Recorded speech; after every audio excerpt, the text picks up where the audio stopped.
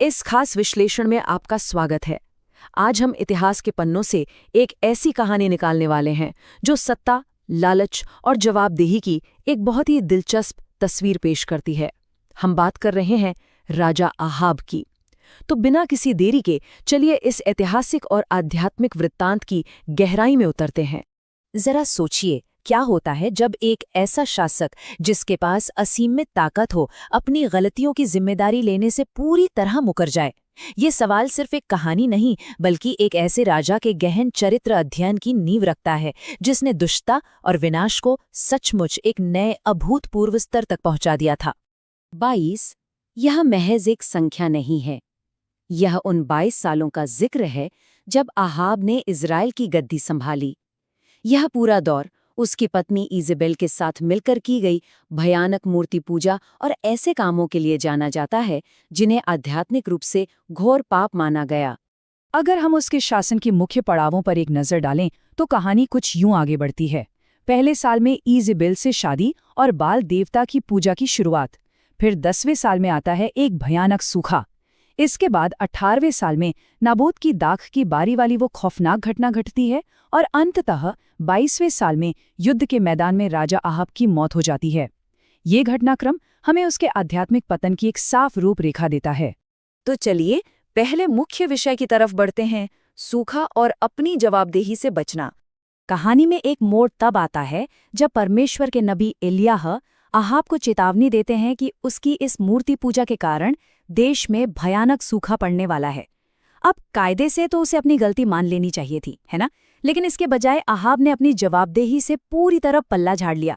उसने इस आपदा का सारा दोष इलियाह पर ही डाल दिया और उल्टे उसी नबी को जान से मारने की कोशिश की। यहाँ हमें जवाबदेही के बारे में एक बहुत ही गहरी सीख मिलती है। जब कोई अपनी गलतियों की जिम्मेदारी नहीं लेता तो वो अपनी कमियों का ठीकरा निर्दोष लोगों या हालातों पर फोड़ने लगता है। दूसरों पर इल्जाम लगाना बहुत आसान है, लेकिन हमें समझना होगा कि कई बार हमारी मुश्किलें हमारी अपनी अनकही गलतियों का ही नतीजा होती हैं। हमें उन लोगों से नाराज होने के बजाय उनकी कद्र करनी चाहिए जो हमें सच का आईना दिखाते हैं। अब आते हैं इस कहानी के दूसरे सबसे अहम हिस्से पर, अनियंत्रित लालच और नाबोत की दाख की बारी की घटना। ये ऐतिहासिक ग्रंथों में दर्ज अनियंत्रित लालसा के सबसे खौफनाक उदाहरणों में से एक है। मतलब जरा सोचिए, एक ऐसा राजा जिसके पास पूरा देश है, अपार धन दौलत और ताकत है, वो एक आम आदमी के छोटे से जमीन के टुकड़े के लिए इतना पागल कैसे हो सकता है? आहाब को नाबोत की वो पुश्तैनी जमीन सिर्फ इसलिए चाहिए थी क्योंकि वो उसके महल के पास थी, और जब नाबोत ने अपनी पुश्तैनी विरासत बेचने से इनकार कर दिया तो ये ताकतवर राजा एक छोटे बच्चे की तरह मुंह फुलाकर बिस्तर पर लेट गया। एक छोटी सी असंतुष्टि कैसे एक भयानक अपराध में बदल जाती है, ये उसका खौफनाक सफर है। लालच से शुरू हुई बात धोखे तक पहुंचती है। इज़ेबेल जाली चिट्ठियां बनवाती है, नाबोत पर देशद्रोह और ईशन निंदा के झूठे इल्जाम लगाए जाते हैं, और अंत में एक बेकसूर इंसान की बेरहमी से हत्या कर दी जाती है। और ये सब किस लिए? सिर्फ जमीन के एक टुकड़े पर कब्जा करने के लिए। तू किसी की किसी भी वस्तु का लालच न करना। 10 आज्ञाओं की ये प्राचीन बुद्धिमत्ता बिल्कुल सटीक वार करती है और बताती है कि आहाब कहाँ चूक गया।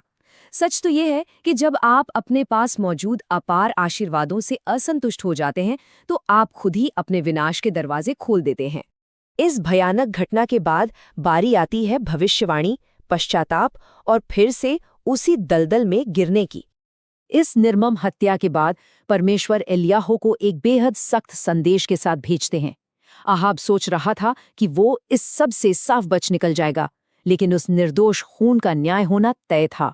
भविष्यवाणी बहुत खौफनाक थी।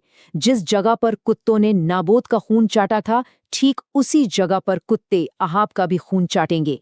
इस खौफनाक भविष्यवाणी को सुनकर आहाब अंदर तक हिल गया।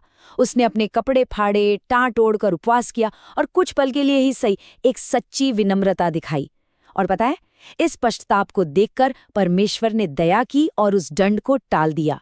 लेकिन कहानी का सबसे दुखद हिस्सा ये है कि ये बदलाव बस कुछ ही दिन का मेहमान था। आहाब वापस अपनी पुरानी दुष्टता पर लौट आया।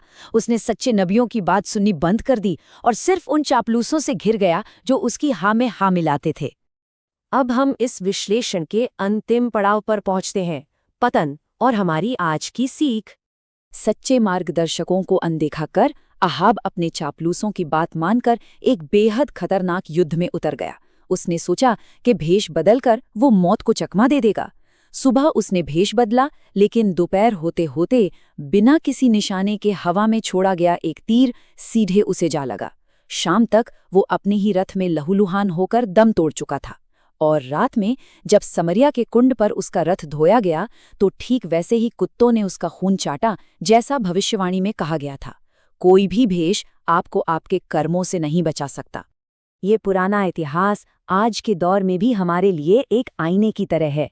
ये साफ तौर पर सिखाता है कि अनियंत्रित लालच कैसे हमें उन चीज़ों के प्रति अंधा कर देता है जो हमारे पास पहले से मौजूद हैं। अगर हमें विनाशकारी इच्छाओं से बचना है तो संतोष ही हमारा सबसे बड़ा कवच है। और हाँ, व्यक्तिगत जिम्मेदारी लेना, अपनी गलती मानना सच्चे विकास के लिए बहुत ज़रूरी है।